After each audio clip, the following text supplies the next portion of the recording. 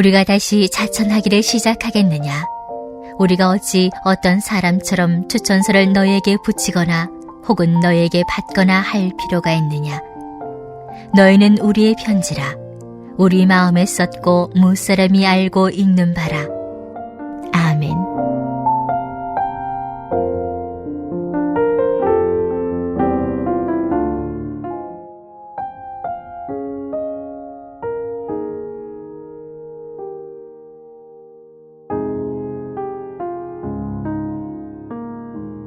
신앙생활의 참된 의미는 무엇일까? 무엇으로 나타나는 것일까? 신앙의 결과라는 것은 결국 사람으로 나타나는 것입니다.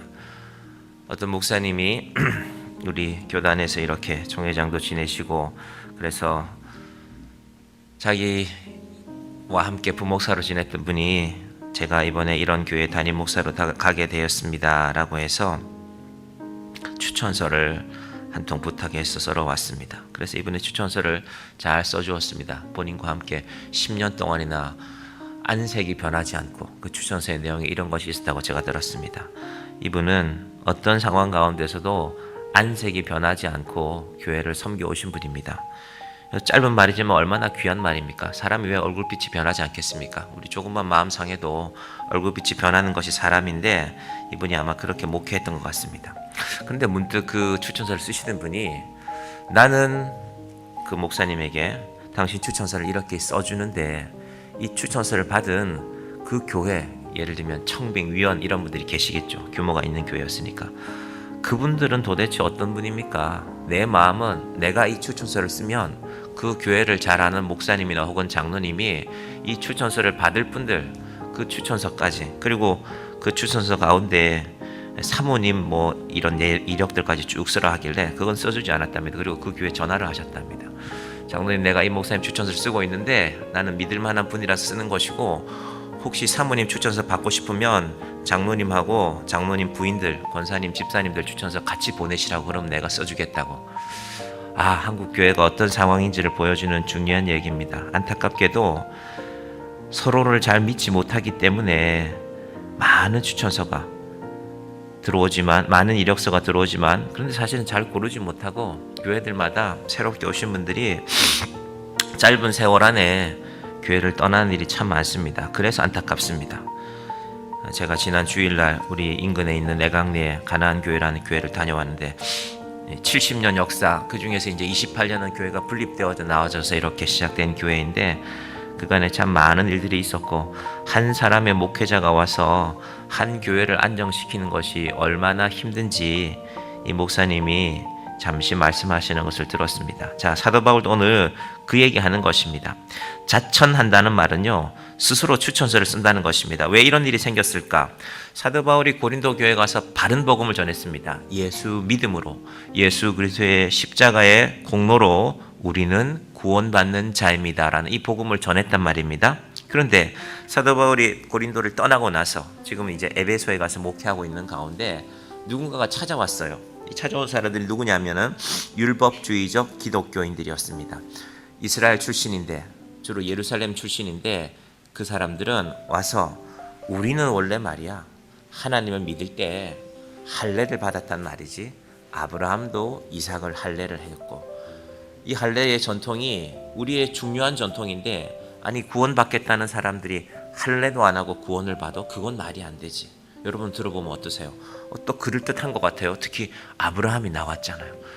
구약성경을 보면 창세기부터 이 아브라함의 이야기가 쭉 시작되는데, 그래 아브라함도 할례를 받았네. 혹은 우리는 십계명에 있는 것 말고도, 구약에 있는 출애굽기에 나오는 십계명에 있는 것 말고도 우리는 이런 거 다 지키고 있거든. 그거 지켜야 될 텐데 안 그러고서야 구원받을 수 있겠어? 우리는 그렇게 살거든. 마음에 부담이 되는 것입니다. 듣고 보니까 그렇네. 그런데 바울을 통해서 복음을 들은 사람들이 또 말했겠죠. 아니다. 사도 바울은 우리에게 가르치기를 예수 그리스도를 믿음으로 구원 얻는다고 그렇게 가르쳤다. 우리는 그 구원을 믿는 자들이다 라고 그렇게 말했습니다. 그랬더니 이제 뭘 공격할까요? 바울을 공격하죠. 그 바울이라는 사람, 그 사람 예수 믿는 사람 많이 핍박했던 사람 아닌가? 그 사람 예수님의 12 제자도 아니고 70인의 제자도 아니야. 여러분 사람과의 논리의 공격에서 어긋나면 사람을 공격합니다. 이것이 지금 사도 바울에게 벌어진 일인 것입니다. 근데 제가 어제 말씀드렸듯이 바울이 고린도전서에서는 막 화가 나면 아이가 잘못하면 바로 회초리 들고 와서 너 오늘 종아리 10대 맞자 하는 그런 모습이 아니라 좀 느긋하게 받아들입니다. 아 그래? 너희들 그런 말 들었느냐? 그러면 내가 이제 1절에 내가 다시 자천하기를 시작하겠느냐? 자천, 스스로 추천서를 쓴다는 말이거든요. 내가 내 추천서 다시 써서 너희한테 보여줄까? 내가 어떻게 배웠고 내가 예수님 어떻게 만났고 지금까지 내가 어떻게 사역했는지 내가 교회들마다 내가 어떻게 일했는지 너희들한테 다 알려줄까? 그 말이 바로 우리가 다시 자천하기를 시작하겠느냐라는 이 말입니다. 그럴 필요가 없다는 것입니다. 왜냐하면 2절이 답이죠. 너희는 우리의 편지라. 너희가 내 추천서다. 하나님께서 나를 통하여서 너희의 믿음이 자라고 고린도 교회가 어떻게 하고 있는지를 보여주는 것이 바로 추천서가 아니냐, 너희가 우리의 추천서 아니냐라는 것입니다. 저한테 적용시키면 여러분이 저의 추천서입니다. 여러분 저를 잘 추천해 주시길 바랍니다. 아, 저분을 보니까 저분 나가는 교회 목사님이 목회를 괜찮게 하시는 것 같구나. 두렵고 떨리는 일이지만 제가 미얀마에 갔을 때 미얀마에 계셨던 선교사님으로부터 이런 말씀을 들었습니다. 한국분이 이제 미얀마에 한국 사람들이 많이 오는 나라는 아닌데 선교사도 많지 않고 한국분이 공항에 가서 화장실에서 일을 보고 있는데 등에 날카로운 게 느껴지더래요. 이게 뭘까? 근데 한국말을 하는 미얀마 사람이 말하기를 너 가만히 있어. 가만히 있지 않으면 이 날카로운 게 너를 찌른다. 송곳을 날카롭게 갈아서 등 뒤에 대고 있었습니다. 봐도 무시무시할 만큼. 그러면서 너 한국에서 왔지? 나 따라와 하고 이제 납치되는 상황이 된 거예요. 앞에는 차가 서 있고 이 화장실이 공항 외진 곳에 있었는데 이분이 어쩔 줄을 몰랐습니다. 이분이 미얀마에 와서 사업하려고 수중에 돈도 좀 많이 지니고 갔었거든요. 큰일이구나. 돈도 다 뺏기고 내 목숨도 상하게 됐구나. 그러면서 아니 도대체 왜 그러는지 이유나 한번 들어봅시다 하고 그렇게 말했습니다. 내가 한국에서 일했는데 그 미얀마 사람이 말하기를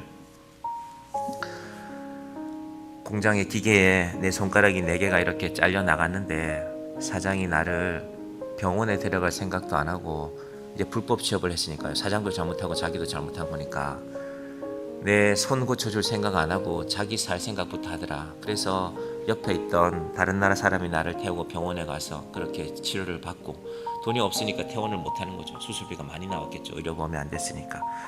사장은 전화도 받지 않고 한 일이 뭐였냐 하니까 신고했대요. 불법 체류자가 있다고. 그래서 이분이 겨우 수술받고 한 기독교 기관의 도움을 받아서 그렇게 한국을 떠나오게 된 얘기를 했습니다. 더 놀라운 사실, 그 사장이 이야기하는 끝에 그 사장 교회 나가는 사람이었어 라고 얘기를 들었답니다. 가신 그분도 신앙생활 하시는 분이었거든요. 그러니까 선교사님하고 그 얘기를 하게 된 것이었죠. 그래서 너무 가슴이 아파서 자기가 가져갔던 사업할 미천 가운데 내가 이건 미얀마에 와서 이제 봉제 공장을 하려고 들어가셨는데 공장을 계약하기 위한 돈이니까 이 돈은 다 줄 수 없고 그 일에 대해서는 내가 한국 사람으로서는 미안하고 내가 당신에게 100만 원 드리겠다. 그 사람이 나쁜 사람은 아니었던 것 같아요. 받지 않고 돌려보냈답니다. 당신 같은 사람이면 괜찮다라고. 그런 일이 여러 번 있었다고 했습니다. 그래서 미얀마 경찰이 한번 수사한 적도 있는데 얼마나 안타까운 일입니까? 우리나라에 대해서 또 그중에 교회 나가는 사람에 대해서 그 사람이 가진 분노가 얼마나 무서운 것입니까? 하나님께서 우리 신앙을 무엇으로 증거할 것인가? 너희가 추천서다. 물론 그렇지 않은 분도 많습니다. 그런데 이분이 또 교회에 대해서 감사하는 것은 내가 병원에서 퇴원도 못하고 옆에 경찰은 지키고 서 있고 어찌할 바를 모를 때 누가 연락했는지는 모르겠지만 기독교 기관에서 달려와 줬대요. 와서 치료비 내고 그리고 경찰에게 상황을 설명하고 그리고 이 사람은 잘못이 있는 것이 아니라 그 공장의 사장에게 더 큰 잘못이 있다는 것도 설명하고 그래서 자기가 한국을 떠날 때 마음에 분노도 있었고 동시에 감사함도 있었다라는 것입니다.